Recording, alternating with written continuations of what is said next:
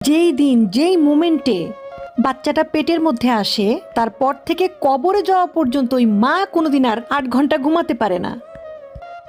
প্রথমত প্রেগনেন্সির 10 মাস, তারপরে যখন বাচ্চা বের হয় সারা রাত জেগে থাকে বাচ্চাগুলো। এরকম করে কাটে 5 থেকে 6 বছর। তারপরে বাচ্চাটা এসে দাঁড়ায় মাঝখানে দুইজনের, এবং এই মাঝের সময়টাতেও লাথিবে, একটু পরে খাবে, ওয়াশরুমে যাবে, নানান কিছু। কোনো দিন একটা বাচ্চা পেটে আসার পর থেকে একটা মা কোনোদিন ঘুমাতে পারে না।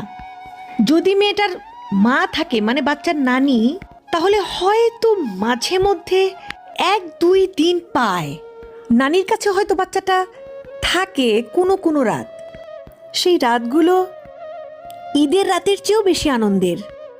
যাদের মা আছে তারা হয়তো কখনো কখনো সেই আনন্দটা পায়, আর যাদের মা নেই সেসব মায়েরা খুব অসহায়।